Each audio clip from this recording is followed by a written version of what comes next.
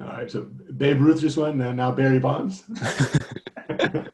It's so hard to answer to both of these questions in 30 seconds or so, but I'll do my best.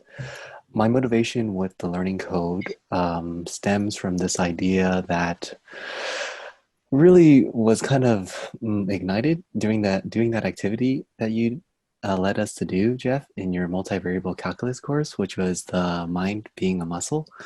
Um, I'm sure I've heard of this a little bit. It's definitely not in our dominant mainstream media, but the idea that our brain is a muscle. But just doing that writing activity in your math course and then having a brief discussion about it kickstarted this idea that, like, hey, even though I've always thought that I'm not really good with school, specifically STEM concepts, I can get a little bit better if I just chip away at it. So that is, I would say, a pretty big primary motivation, right? That our intellect is not fixed as long as we work on it and as long as we're deliberate and intentional about improving, we can get better at just about everything. Um, let's see.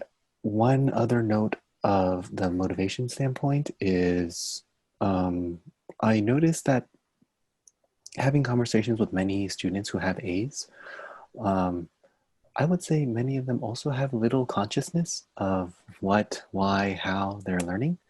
And then for all the other students, which is like 90% of students, they haven't even figured out what, why to learn yet, right? And that's fundamentally different than getting a grade and graduating or dropping out. So the sooner we can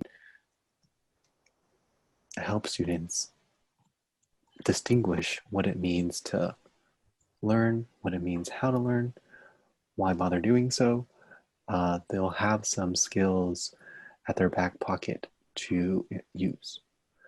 Um, before I answer the second question, Jeff, maybe you want to Oh, I share. will. I would go. Keep going. Keep going. I promise I'll do the whole thing. Okay.